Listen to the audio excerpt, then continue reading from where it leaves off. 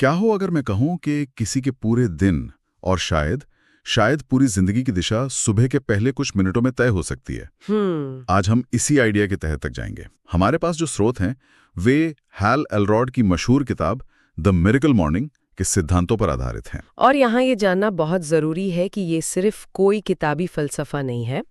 इन ideas का जन्म बहुत ही मुश्किल हालातों से हुआ है। हाँ। लेखक हैल एलरॉड 20 साल की उम्र में एक भयानक कार एक्सीडेंट के बाद कुछ मिनटों के लिए मेडिकली मर चुके थे। बाप रे। और फिर कुछ साल बाद आर्थिक मंदी में उनका पूरा कारोबार ठप हो गया। तो ये जो कुछ भी है वो थियोरी नहीं, बल्कि एक तरह से राख से उठ खड़े होने का प्रैक्टिकल फॉर्मूला है। बिल्कुल। तो आज हमारा मिशन है इस किताब की सबसे जरूरी रणनीतियों को समझना, खासतौर पर वो जिसे लाइफ SAVERS कहा जाता है, और उसका एक छोटा 6 मिनट का वर्जन भी। देखेंगे कि क्या ये वाकई कई भी सुबह और जिंदगी को बदल सकता है। तो शुरू करते हैं किताब के एक बहुत बड़े और चौंकाने वाले दावे से। अच्छा। कि दुनिया के 95% लोग अपनी असल काबिलियत से कहीं कम में ही अपनी जिंदगी गुजारते थे। ये सुनने में बहुत कड़वा लगता है। बिल्कुल। इस चक्र को तोड़ने के लिए किताब में 3 कदमों का जिक्र है। हाँ, और दिलचस्प बात यह है कि ये 3 कदम सुनने में जितने आसान लगते हैं, करने में उतने ही मुश्किल है। खासकर पहला कदम। वो क्या है? पहला चरण है इस 95% वाली सच्चाई को स्वीकार करना। इसका मतलब है खुद को आईने में देखकर ये मानना कि अगर मैंने आज कुछ नहीं बदला तो मेरी जिंदगी अगले 5 साल बाद भी ठीक वैसी ही होगी जैसी आज है। ये तो बहुत मुश्किल होगा मानना। बहुत। ये एक तरह का सेल्फ इंटरवेंशन है। ये मानना कि हाँ, मैं औसत जिंदगी जी रही हूँ और मैं इससे बेटर डिजर्व करती हूँ। ये मानना ही अपने आप में एक बहुत बड़ी बात है जी। क्योंकि ज्यादातर लोग तो इसी सोच में रहते हैं कि सब ठीक है या कल से बदलेंगे। बिल्कुल, वो डिजायर में रहते हैं। ठीक है, तो एक बार किसी ने ये कड़वी सच्चाई मान ली तो आगे क्या? तब आता है दूसरा चरण, उन वजहों को पहचानना जो हमें साधारण बनाए रखती हैं। किताब में कुछ बहुत दिलचस्प कारणों का जिक्र है। जैसे कि रियर व्यू मिरर सिंड्रोम, यानी हमेशा अपने अतीत की गलतियों और असफलताओं को देखते रहना और ये मानना कि हमारा भविष्य भी वैसा ही होगा। अच्छा। दूसरी वजह है जीवन में किसी मकसद का ना होना, अपने छोटे छोटे फैसलों को अलग अलग करके देखना और ये न समझना कि हर छोटा फैसला मिलकर ही हमारी जिंदगी की बड़ी तस्वीर बनाता है। और सबसे बड़ी वजह बदलाव के लिए कोई अर्जेंसी, कोई तात्कालिकता महसूस न करना। मतलब पहले ये मानना कि एक प्रॉब्लम है, फिर उस प्रॉब्लम की जड़ तक पहुंचना। ये तो एक तरह की सेल्फ थेरेपी जैसा लग रहा है। कह सकते हैं। इसके बाद एक्शन की बारी आती होगी। बिल्कुल। तीसरा और सबसे जरूरी चरण है एक लकीर खींचना।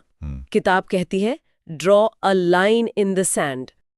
इसका मतलब है एक पक्का फैसला लेना कि बस अब बहुत हुआ, अतीत जैसा भी था उसे वहीं छोड़कर आज अभी इसी पल से एक नई शुरुआत करनी है। कल से नहीं, अगले सोमवार से नहीं, बल्कि आज से। ये उस टालमटोल की आदत पर सीधा हमला है जो 95% लोगों को आगे बढ़ने से रोके लगती है। तो दिमागी तौर पर तो कोई तैयार हो गया कि हाँ मुझे बदलना है, लेकिन असली लड़ाई तो सुबह अलार्म बजने पर शुरू होती है। हाँ। उस स्नूज बटन में एक जादुई ताकत होती है जो अच्छों को हरा देती है। किताब इस सबसे पहले और सबसे बड़ी चुनौती से निपटने के बारे में क्या कहती है, और वो इस चुनौती को बहुत अच्छे से समझती है। एलरॉड यहाँ नींद को लेकर एक बहुत ही दिलचस्प और थोड़ी कह सकते हैं विवादित बात कहते हैं। अच्छा। वो 8 घंटे की नींद वाले मिथक को चुनौती देते हैं। उनका तर्क ये है कि हमारी नींद की क्वालिटी इस बात से तय नहीं होती कि हम कितने घंटे सोए, बल्कि इस बात से तय होती है कि हम सोने से पहले अपने दिमाग को क्या सिग्नल देते हैं। एक मिनट, ये सुनने में तो क्रांतिकारी लगता है, पर क्या ये थोड़ा अजीब नहीं है? विज्ञान तो हमें लगातार बताता है कि 7-8 घंटे की नींद कितनी जरूरी है। क्या लेखक इस बात को पूरी तरह से नकार रहे हैं या इसमें कोई और बारीकी है? बहुत अच्छा सवाल है। वो विज्ञान को नकार नहीं रही हैं, बल्कि वो मन की शक्ति पर जोर दे रही हैं। उनका कहना है कि अगर आप सोने से पहले ये तय कर लें और पूरे विश्वास के साथ खुद से कहें कि चाहे मैं 5 घंटे ही क्यों ना सोऊं, मैं सुबह एकदम ताज़ा और एनर्जी से भरपूर उठूंगी, तो आपके ऐसा महसूस करने की संभावना बहुत बढ़ जाती है। और अगर उल्टा सोचें तो अगर आप 8 घंटे सोकर भी ये सोचते हुए उठें कि अरे नींद पूरी नहीं हुई, तो आप थका हुआ ही महसूस करेंगे। ये नींद की मात्रा से ज्यादा सोने से पहले के इरादे की ताकत है। यानी दिन की शुरुआत असल में पिछली रात को ही हो जाती है। दिलचस्प है। बिल्कुल। तो फिर उस स्नूज बटन की आदत का क्या करें? उसके लिए किताब में एक 5 चरणीय स्नूज प्रूफ रणनीति बताई गई है। चलो उसे समझते हैं। हाँ, और ये बहुत प्रैक्टिकल है। पहला कदम, रात को सोने से पहले अगले दिन के लिए अपना इरादा तय करें। सोचें कि आप सुबह उठकर उत्साहित महसूस करेंगे। आपका रात का आखिरी विचार ही अक्सर सुबह का पहला विचार बनता है। ठीक है। दूसरा कदम, अपनी अलार्म घड़ी को बिस्तर से इतनी दूर रखें कि उसे बंद करने के लिए आपको उठकर चलना पड़े। हाँ, ये क्लासिक तरीका है। हाँ, पर ये शरीर को हरकत में लाने के लिए मजबूर कर देता है। मैंने ये कोशिश की है, हालांकि कभी-कभी नींद में चलकर बंद करके वापस सो जाने का खतरा भी रहता है। हाँ, वो खतरा तो है, इसीलिए तीसरा कदम है। अच्छा, वो क्या है? तीसरा कदम, उठते ही सीधा बाथरूम जाकर अपने दांत ब्रश करें।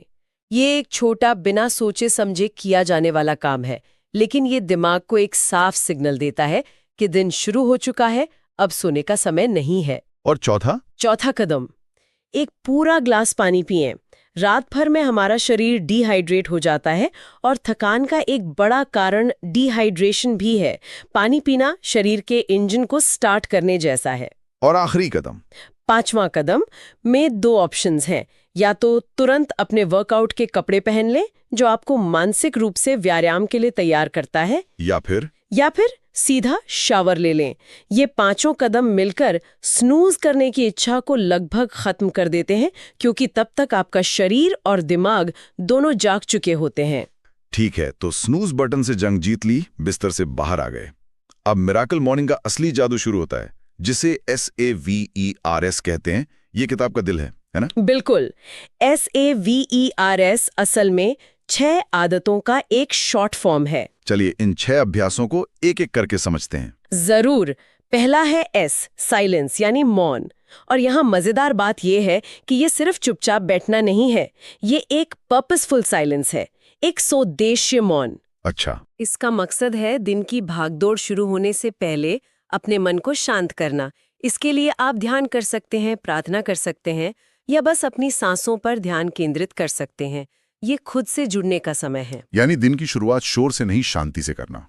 ठीक है। अगला है A, अफर्मेशंस, यानी खुद से सकारात्मक बातें दोहराना। ये सुनने में थोड़ा अमरीकी सेल्फ हेल्प जैसा लगता है ना? क्या ये वाकई काम करता है? आपका संदेह जायज है। कई लोगों को ये अजीब लगता है, लेकिन किताब इसे दिमाग की रीप्रोग्रामिंग का एक तरीका बताती है। रीप्रोग्रामिंग? हाँ, हम दिन भर अनजाने में खुद से कितनी नेगेटिव बातें करते हैं। ये मुझसे नहीं होगा, मैं काफी अच्छी नहीं हूँ। अफर्मेशंस इसका सचेत और जानबूझकर किया गया तोड़ है। तो इन्हें बनाने का कोई खास तरीका है? हाँ, और वो बहुत ठोस तरीका है।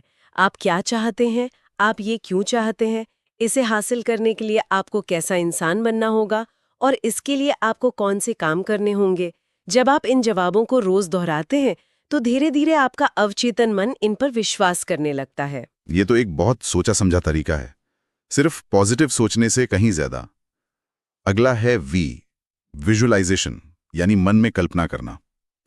सुना है टॉप एथलीट और परफॉर्मर इसका बहुत इस्तेमाल करते हैं। हाँ, इसे मानसिक रिहर्सल भी कह सकते हैं। आप अपनी आंखों को बंद करके खुद को अपने लक्ष्य हासिल करते हुए देखते हैं, उस सफलता की हर डिटेल और भावना को महसूस करते हैं। यहाँ एक जरूरी बात यह है कि विजुअलाइजेशन करते समय आपको अपने अतीत की नाकामियों को भूलना होगा, वरना वो आपकी भविष्य की कल्पना को धुंधला कर देंगी। ये अपने दिमाग में एक मजबूत और पॉजिटिव भविष्य का ब्लूप्रिंट बनाने जैसा है। ठीक है, SAV हो गया। अब आता है E, एक्सरसाइज यानी व्यायाम। इसके बारे में किताब का क्या नजरिया है? यहाँ फोकस लंबे समय के स्वास्थ्य लाभ पर नहीं, बल्कि तत्काल मिलने वाले फायदों पर है। सुबह बस कुछ मिनट की एक्सरसाइज भी आपकी एनर्जी को तुरंत बढ़ा देती है।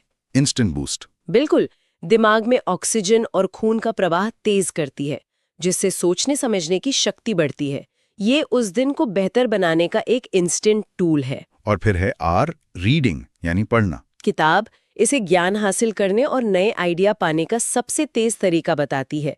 यहाँ लक्ष्य बहुत प्रैक्टिकल रखा गया है, रोज कम से कम 10 पेज पढ़ना। बस 10 पेज? हाँ, सुनने में ज्यादा नहीं लगता, लेकिन लगातार करने पर साल में आप आराम से 15-20 किताबें पढ़ सकती हैं, जो आपको अपने क्षेत्र के किसी भी विशेषज्ञ से सीखने का मौका देती है। तो ये बात तो सही है। और आखिरी S है स्क्राइबिंग, यानी लिखना। यह जर्नलिंग का ही एक रूप है।